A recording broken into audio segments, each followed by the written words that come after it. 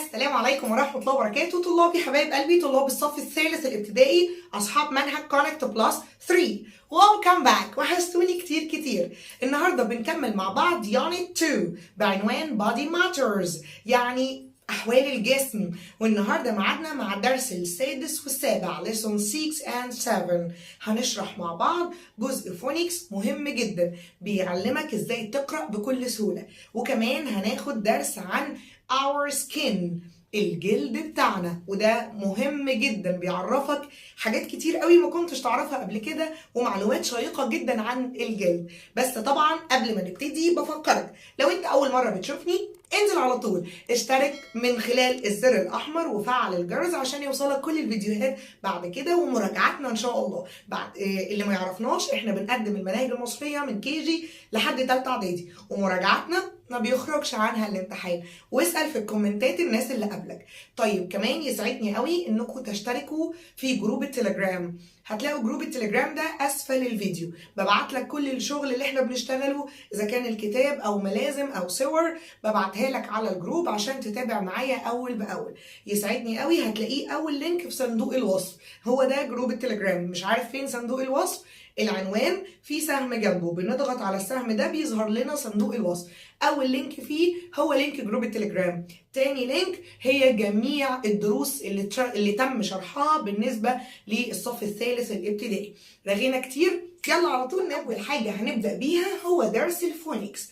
درس الفونيكس بيعرفنا ازاي نقرا بكل سهوله، وكمان بيقول لنا معلومات جديده قوي زي الدبل او. كلنا فاكرين ان الدبل او مع بعض فبنطول فيها ونقول او، ولكن المفاجاه ان دبل او ليها نطقين، فيها لونج او وشورت او.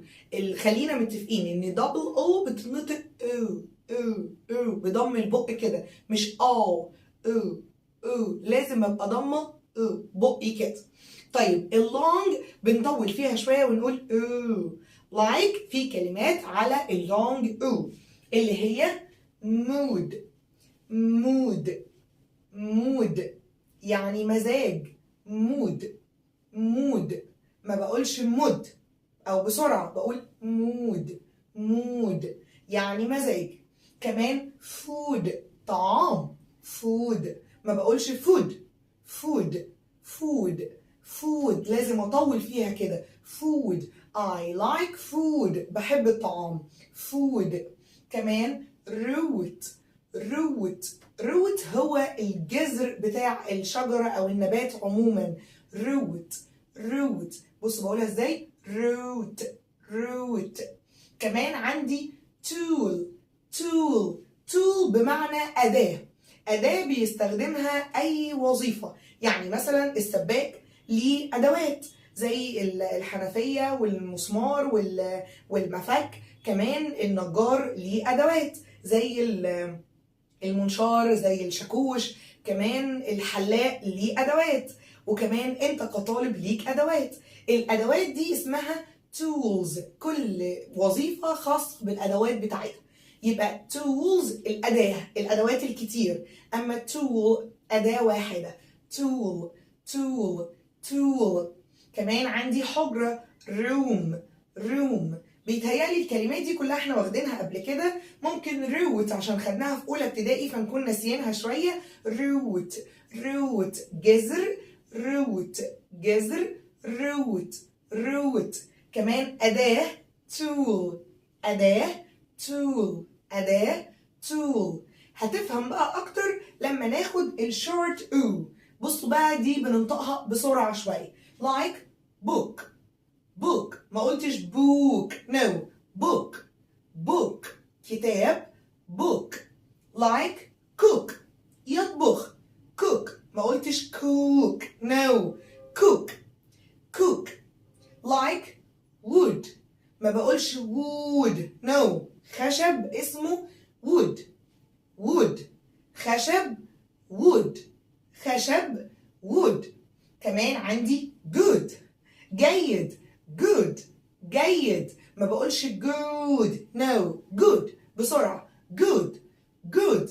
كمان عندي قدم. قدم foot. قدم foot. قدم foot عشان كده بنقول football. football بنقولها بسرعة ما بنقولش foot. no foot football. football اللي هي كرة القدم. foot بمعنى قدم. good جيد. wood خشب. wood خشب. cook يطبخ. cook يطبخ. كمان عندي book كتاب. book كتاب. عرفنا هنا الفرق. بصوا mood food root الجذور tool الأداة room الحجرة. طيب تعالوا نقول كده مثال حلو قوي وهيخليك تعرف تفرق ما بين الشورت واللونج او. بصوا بيقول ايه؟ healthy food يعني الطعام الصحي. healthy food food. puts يضع. فارس يضع فارس in a good mood. in a good mood. بصوا هنا الفرق بقى. تعالوا نشوف كده. healthy food ما قلتش healthy food. healthy food puts فارس in a good mood. good بسرعة. in a good mood. healthy food puts فارس in a good mood. healthy food puts فارس in a good mood. healthy food puts يعني يضع فارس in a good mood في حالة مزاجية جيدة. يعني الطعام الصحي بيخلي فارس مزاجه رايق قوي. بيقول in my room. in my room room long. in my room I have got أنا عندي a book. I have got a book about the moon. تعالوا برضو نشوف.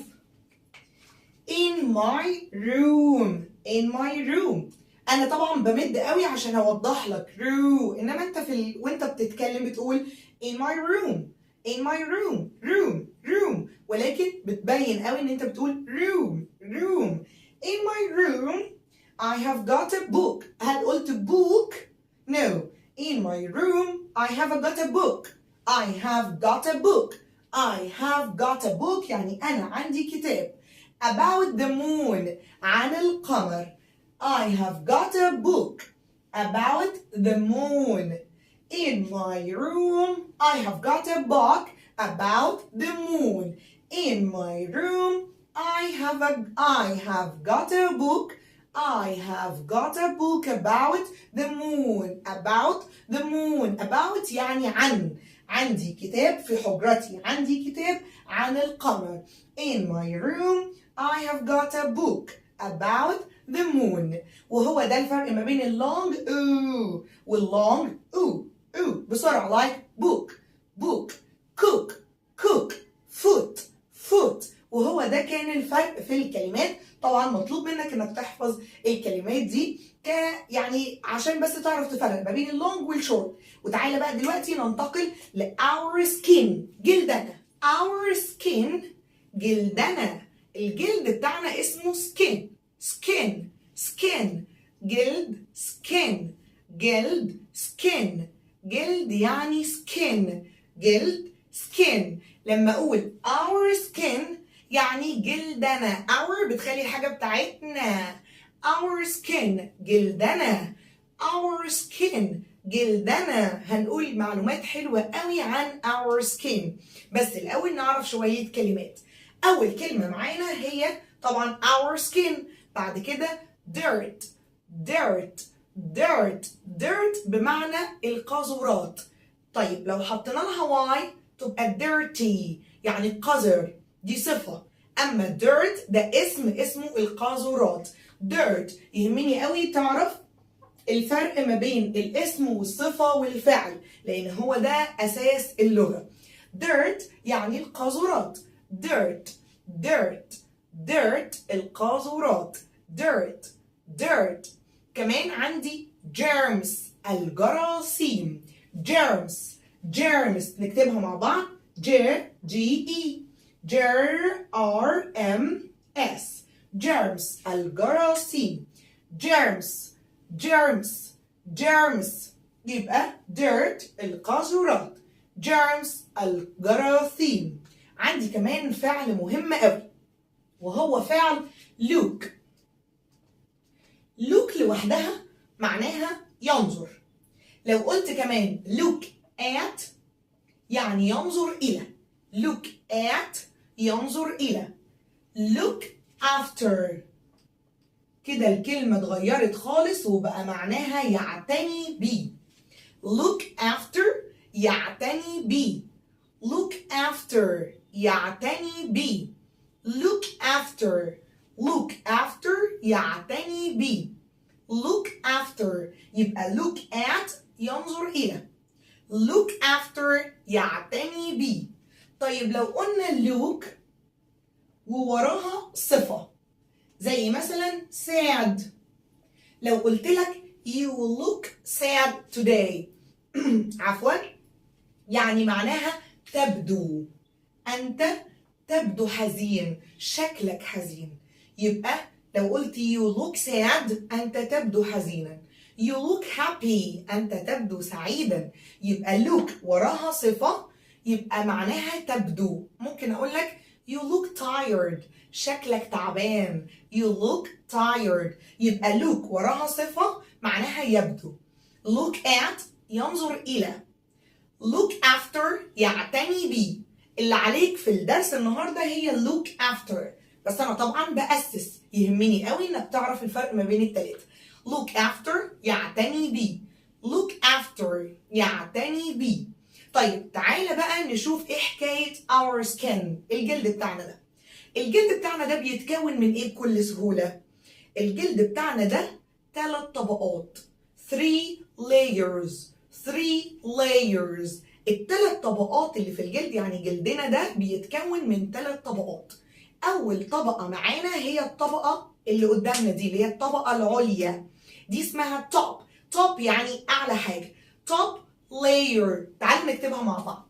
top T-O-P top lay L-A-Y وآخرها بوز البطة E-R فبنقول top layer top layer top layer الطبقة العليا أعلى طبقة اللي احنا شايفينها قدامنا دي. top layer top layer top layer. طيب بعد كده في الطبقة المتوسطة أو المنتصفة الطبقة اللي في النص.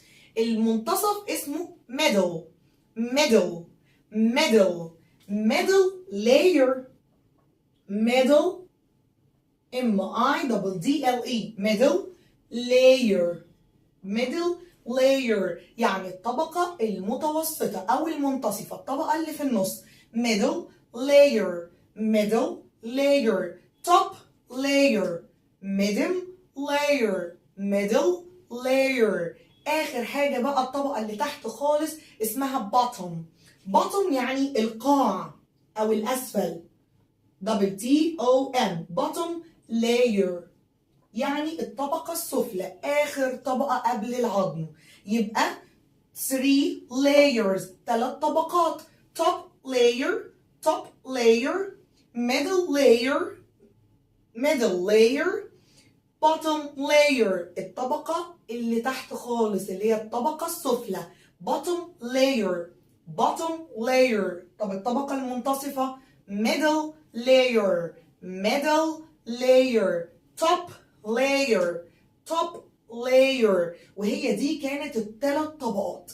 طيب عندنا أفعال تانية مهمة برضو زي في فعل attach وده خدناه قبل كده. attach attach يعني يربط. attach attach attach يربط دايما بيجي معاها حرف الجر to. attach to attach to attach to. يدمر خدناها برضو قبل كده.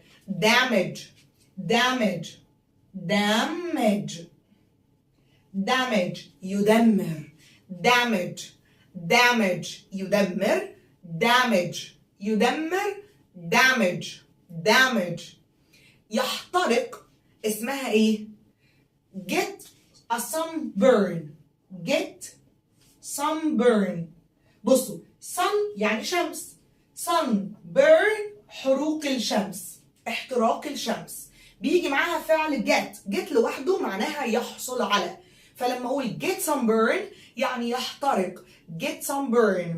خلوني بس اشوف هي عندكم get a sunburn ولا get sunburn على طول. هي get sunburn. get sunburn يعني يحترق. get sunburn. get sunburn. get sunburn. get sunburn يعني يتعرض للاحتراق ويحترق. طيب يحترق من ايه؟ sunburn من حروق الشمس. طيب عشان احمي جلدي، يحمي يعني protect. protect. protect برضو دي خدناها قبل كده، الافعال بتتعاد تاني. protect يعني يحمي. protect. protect بيحمي من ايه؟ من sunburn من احتراق الشمس. طيب نعمل ايه؟ نحط sunscreen. sunscreen اللي هو كريم واقي الشمس. sunscreen. sunscreen. sunscreen كريم واقي الشمس. sunscreen. sunscreen كريم واقي الشمس. sunscreen. sunscreen بيجي معاها ايه بقى؟ ممكن اقول فعلين.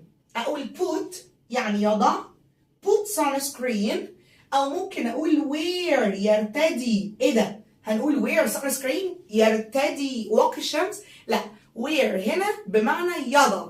wear sunscreen يعني يضع واقي الشمس او كريم واقي الشمس. ليه جابها لك wear؟ عشان يعرفك ان wear بتيجي بمعنى يرتدي وبتيجي بمعنى يضع.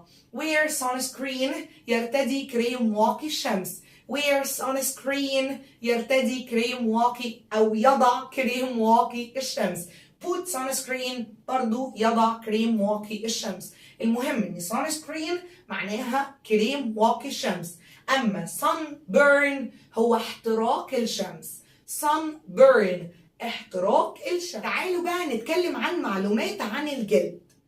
our skin يعني جلدنا is يكون the largest organ.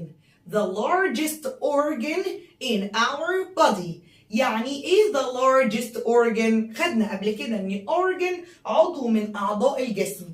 اما the largest organ يعني اكبر عضو. هل فعلا our skin الجلد بتاعنا the largest organ يعني اكبر عضو in our body في جسمنا؟ مش معقول. ازاي ده؟ ازاي؟ اقول لك دلوقتي. حد بيسأل وبيقول what is the largest organ in your body? what is؟ هل تعلم؟ do you know؟ do you know؟ هل تعلم؟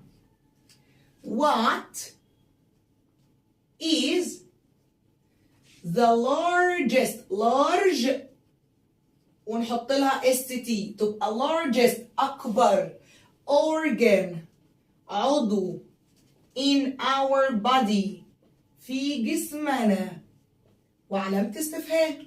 do you know؟ هل تعلم what is the largest organ in our body؟ حد قال the largest organ in our body is our lungs. الرئتين بتاعتنا عشان هما اتنين كبار كده فده largest organ أكبر عضو. فالتاني قال له no it isn't. لا مش هو. حد تاني رد قال له it's the brain. المخ ده أكبر عضو. no مش المخ. أمال it's our skin. الجلد بتاعنا it's our skin. ليه؟ عشان هو مغطي كل جسمنا. هو اللي مغطي الوش والمخ والرئتين والدراع والرجل والبطن والظهر. هو اللي مغطي الجسم كله. فبالتالي هو ايه؟ the largest organ in our body. our skin is the largest organ. نحفظ بقى ايه الجملة دي حلوة جدا عشان نعرف نتكلم بيها. our skin is the largest organ in our body. يعني هو عضو مهم جدا او اكبر عضو من اعضاء الجسم. كمان ممكن اقول it's very important. it's very important يعني مهم جدا. it's very important. it's very important يعني الجلد ده مهم جدا. بيعمل ايه كمان؟ it protects us. protect خدناها بمعنى يحمي. it protects us يعني يحمينا from the sun من الشمس. طيب ليه قلت protects؟ ليه حطيت s؟ نفتكر مع بعض المضارع. لما اجي اتكلم عن حقائق لازم استخدم زمن المضارع اللي هو ايه؟ هو يحمي. ما ينفعش اقول هو لسه هيحمي او هو حمى خلاص. لا، انا بتكلم في حقائق، يعني بتكلم في المضارع. هو يحمي. الفعل بقى في المضارع بيبقى ايه؟ اما الفعل سادة يا زيادة اس مع هي او شي او ايت او اي اسم مفرد. فانا دلوقتي قلت eat يعني ده مفرد، فعشان كده قلت protects بنحط الفعل زيادة s مع eat. يبقى نقول it protects هو يحمي our skin أو it protects us بيحمينا from the sun من الشمس. as well as يعني وكذلك أو وأيضا as well as from the dirt من القذارة and the germs والجراثيم. طبعا احنا واخدينها وبنراجع اهو. dirt القاذورات، germs الجراثيم. طيب كمان بيعمل ايه؟ it keeps you بيجعلك. keep نراجع بقى على الافعال اللي خدناها قبل كده. keep بمعنى يفعل يجعل. it keeps you يعني بيجعلك ايه؟ cool يعني حلو كده وحاسس بالبرودة. in hot weather في الطقس الحار. hot weather الطقس الحار. هو بقى بيعمل ايه الجلد ده؟ وظيفته ايه؟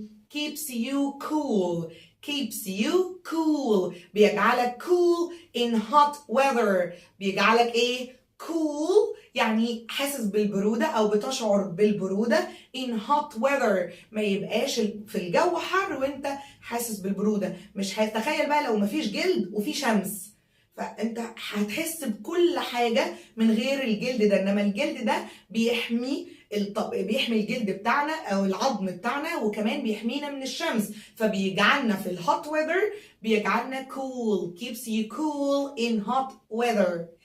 and warm دافي in cold weather في الطقس بقى البارد انت الجلد ده بيدفيك. يبقى keeps you warm بمعنى دافي. دافي فين؟ in cold weather في الطقس البارد. cold weather طقس بارد، فبيجعلك ايه الجلد بتاعنا؟ بيجعلك warm دافئ. it keeps you warm in cold weather. عشان كده نحن نحتاج to look after our skin أن نعتني بجلدنا to keep it healthy لكي نجعله ايه؟ healthy صحي. يبقى نحن نحتاج to and look after نعتني ب look after our skin نعتني بجلدنا to keep it healthy لكي نجعله صحي. to بمعنى لكي وبيجي وراها الفعل في المصدر بدون إضافات، يعني ما بحطلوش اس ولا أي حاجة. وطبعا عارفين إن our skin has لديه layers طبقات. إيه هي بقى؟ look احنا عارفين 3 layers 3 طبقات. look انظر كده. أول واحدة top layer الطبقة العليا. top layer دي بتعمل إيه؟ بتحمينا protect us. it protects us بتحمينا from the sunburn من احتراق الشمس. وكمان لازم تكون strong. it is strong قوية. water الماء can't get ما يقدرش ما يقدرش يدخل جواها.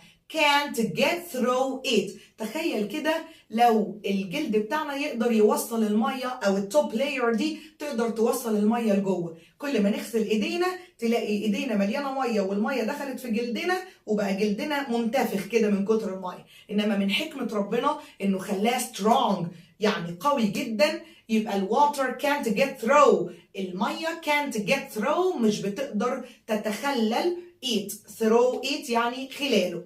بعد كده عندي الميدل لاير يعني الطبقة المتوسطة. بنعمل ايه بقى فيها؟ You can feel hot and cold things تقدر بقى في الميدل لاير في الطبقة المنتصفة دي تقدر تحس بالحرارة بالبرودة والسخونة. طيب هقول لك مثال. انت دلوقتي لو ماما عامله كوبايه شاي وبتقول لك يعني اديني الكوبايه الشاي دي او ناولهاني، فانت بتمسكها مش بتحس بدرجه الحراره اول ما بتمسكها، تمشي وانت ماشي شويه كده قبل ما تروح لماما تبتدي تحس، تقول لها امسكي يا ماما بسرعه هتقع دي سخنه جدا. امتى ابتديت تحس؟ لما الاشعار وصل للميدل لاير للطبقه المنتصفه، ساعتها انت حسيت بالحراره او بالبروده لو الجو برد، فبالتالي انت you feel hot and weather things، بتقدر تحس بالاشياء الهوت والكولد things الاشياء البارده والساخنه من خلال الايه؟ الميدل لاير الطبقه المتوسطه. وكمان ما ننساش ان الميدل لاير فيها الفيسلز and arteries اللي هي blood vessels عموما، الارتريز and veins هي دي في الميدل لاير، فبالتالي عشان كده فيها الدم يعني بمعنى اصح، فعشان كده فيها الاوعيه الدمويه بتحس قد ايه بالبروده والسخونه، فيبقى دي هي اللي بتحسسك بالبروده والسخونه. وكمان فيها البلاد فيسلز، فيها الاوعيه الدمويه اللي هي الارتريز اند فينز. بعد كده البوتوم بقى لاير اللي هي الطبقه السفلى دي بقى اللي تحت خالص، اللي هي attaches our skin to the bone and the muscles، هي اللي بتربط attaches our skin بتربط الجلد to the bone للعظم، بتربط الجلد مع العظم، وطالما قلنا العظم يبقى لازم نقول الماسلز، لان البونز والماسلز مع بعض هم دول اللي بيخلوا الجسم يتحرك. فالجلد الطبقه اللي هي البوتوم لاير دي متصله attaches to our bone بالعظم بتاعنا. بعد كده بقى خلاص احنا كده شرحنا الثري لايرز الثلاث طبقات. يجي بقى يقول لك نصائح ويقول لك خلي بالك you can get a sunburn، تقدر يعني تحصل على حروق من الشمس from the sun، فالمفروض ان انت keep او protect your skin، تحمي جلدك. تعمل ايه؟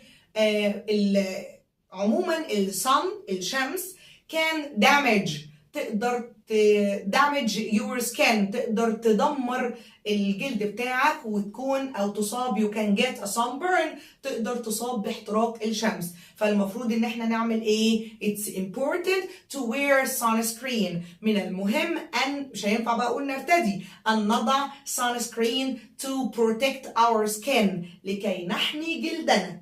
وبعد كده بقى بيسألك do you wear sunscreen؟ هل بتضع كريم واقي الشمس؟ طبعا اكيد اكتر وقت بنحطه في المصايف اكيد. وقولوا لي بقى لو في اوقات تانية، اكتبوا لي في الكومنتس انتوا بتحطوه امتى بالظبط، او هل بتحطوه ولا لا خالص يعني. ف do you wear sunscreen؟ اكتبوا لي في الكومنتس. تعالوا بقى دلوقتي ننتقل لجزء الحل عشان نطبق عملي. نمبر 1 في اللي تشوز، هنبدأ باللي تشوز happy وhealthy وhungry. بعد كده food puts Faris in a good mood. ايه بقى يا ترى ايه نوع الفود اللي puts Faris اللي بيضع فارس in a good mood؟ طبعا healthy food. طيب السؤال التاني I have got، احنا قلنا I have got يعني انا عندي. I have got a about the moon عن القمر. I have got a book عندي كتاب. I have got a cook عندي يطبخ. I have got a look عندي نظرة. يبقى I have got a book أنا عندي كتاب about the moon. Number 3 he is in a bad، هو يكون in a bad mood food. طبعا in a bad mood في مزاج سيء. قلنا good mood مزاج جيد، bad mood مزاج سيء. Number 4 the top، احنا قلنا top ايه من غير حتى ما نقرأ بقية الجملة، طالما top يبقى top layer اللي هي الطبقة العليا. top layer of the skin للجلد is strong، دايما لازم تكون قوية. Number 5 we can نقدر نستطيع hot and cold things بالأشياء الباردة والسخنة through the middle layer من خلال الطبقة المتوسطة of the skin للجلد. يبقى you can feel ولا get ولا keep. طبعا you can feel. برافو اللي بيجاوب معايا. You can feel hot and cold things. Number 6. The sun, الشمس can تقدر attach, keep, damage our skin. طبعا الشمس تقدر damage our skin, تدمر جلدنا. Number 7.